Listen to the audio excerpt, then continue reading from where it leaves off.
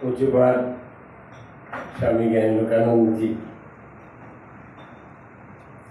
बंधुवर पद्मश्री काजी मासूम डाक्टर और माननीय मैडम भारती घोष IPS बर्तमाने वीर योद्धा भारतीय संस्कृति निये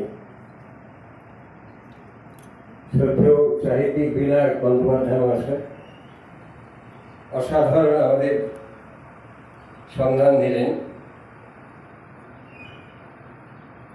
डॉक्टर राजीव पाल এই সুন্দর মনোজ্ঞ আজকে অনুষ্ঠানের উদ্যোক্তা আর একটা ঐতিহাসিক একটা কর্মকাণ্ড যিনি করতে চলেছেন কাশ্মীরের বুকে, তার জন্য তাকে সহস্র প্রণাম। রাজদীপ যা সুন্দর সঞ্চালন করছেন এবং তিনি একজন এবং বিশিষ্ট মঞ্চে বা মঞ্চের সামনে বিদগ্ধ ব্যক্তিত্বরা সবাইকে প্রণাম। আমাদের গুরুদেব ভগবানরা বলতেন মানুষই ভগবান, তার দৃঢ় সম্মান করুণা অপমান। স্বামীজি একটা ঘটনা কথা বলি। স্বামীজি উনি পাঠ করেই আমার এই জগতে আসা। আমি ছাত্র নেতা ছিলাম কলকাতা বিশ্ববিদ্যালয়, এমনকি বর্তমানে যারা মন্ত্রী তাদেরও আমি নেতা ছিলাম, কিন্তু গুরুদেব সুব্রত মুখোপাধ্যায় তারও আমি নেতা ছিলাম কলকাতা বিশ্ববিদ্যালয়ে। কিন্তু গুরুদেব বললেন না, তুমি রাজনীতিও করবে না, অবনতিও করবে না। যাই হোক, স্বামীজির একটা কথা বলে আজকের বর্তমান ছবিটা আমি একটু তুলে ধরতে চাই। ছোট্ট কথা, একটা ঘটনা। চিকাগো থেকে ফিরে তিনি এসছেন দক্ষিণ ভারতে এবং সারা ভারতবর্ষে তাকে নিয়ে সম্বর্ধনা অনুষ্ঠান হচ্ছে।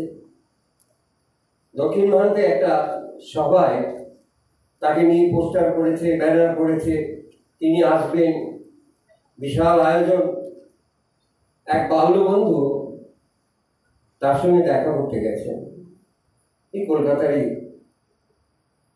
অনেকক্ষণ অপেক্ষা করার পরে স্বামীজি খুব ব্যস্ত, বল বল কেমন আছে জড়িয়ে ধরলেন। তারপরে বাল্যবন্ধু তাকে বলল, দেশে জানিস তো এখন দুর্ভিক্ষ চলছে, এই অবস্থায় তোকে নিয়ে যে এত প্রচার, এত খরচ, এত কিছু হচ্ছে, আমি হলে কিন্তু এটা প্রত্যাখ্যান করতাম, আমি নির্বোধ করতাম। তখন স্বামীজি একটা কথা বললেন, আমি ঠাকুরের আদর্শ এবং ভারতের সংস্কৃতি আমি যে মানুষের সামনে রেখে যে কটা সাধু তৈরি হবে, যে কত মানুষ গড়বে, তখন এই একটা কেন ভারতবর্ষে যদি 6টা দুর্ভিক্ষ হয় তাহলে সেটা সামাল দিতে পারবে। তাহলে এই উপমাটাকে আশ্রয় করে আমি বলতে চাই, আজকে আমরা যারা এই ধর্মীয় জগতে আছি, ধর্মগুরুরা আছি, তাদের আমাদের সবাইকে একটু এক হতে হবে, এক জায়গায় আসতে হবে। ঠাকুর রামকৃষ্ণ বলতেন, যত মত তত পথ। আমার গুরুদেব বলতেন, যাকে তুমি ধরো সেই তোমার বড়, এটাও ঠাকুরের দেন তুমি বড়। আবার গুরুদেব কিন্তু মা সারদাকে ছোটবেলায় গান শোনাতে, মা সারদাটাকে অত্যন্ত স্নেহ করতেন, কোলে বসে গান শুনতেন।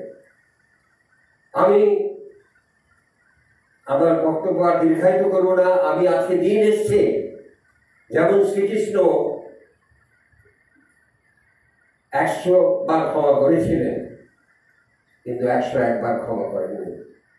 তিনি কিন্তু যুদ্ধক্ষেত্রে গিয়ে তিনি বলেননি হরিনাম করো, তিনি কিন্তু অর্জুনকে আদেশ করেছিলেন অস্ত্র ধরো, নিজে সুদর্শন চক্র তুলেছিলেন। গুরুদেব ভগবানরা বলতেন, শত্রুকে দমন করতে মৃত্যু ভয় হবে। কিন্তু আজকে আমাদের এক হতে হবে। আজকে হিন্দু সনাতনের উপর যে অত্যাচার শুরু হয়েছে, তাতে এই যে কাজী মাসুম এরকম মানুষরা, আমি জানি আমার বাংলাদেশে বিভিন্ন বিশ্ববিদ্যালয়ে আমি বক্তৃতা করতে যাই, হিন্দু সনাতনীদের উদ্দেশ্যে।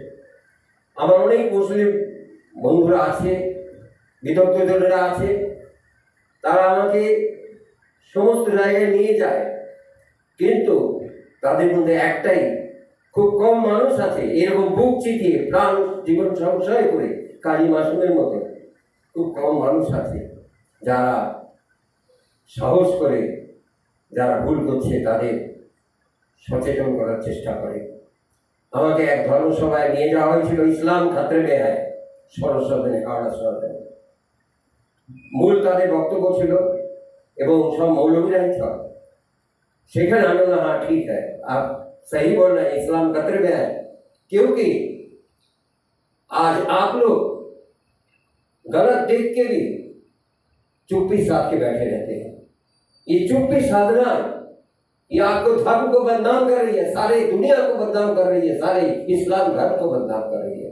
लेकिन आप लोग संख्या में बहुत ज्यादा है, होते भी आप लोग की चुप्पी साधने के लिए आज पूरा इस्लाम धर्म और कुछ लोग हैं दुष्कृति वाले, गुंडागर्दी करने वाले, इन लोग हावी हो जाते हैं। लगता है इन लोग ज्यादा है, लेकिन असल में लोग ज्यादा नहीं है। इसलिए सब लोग को इकट्ठे होना होगा, सब लोग को एक जगह में आना होगा।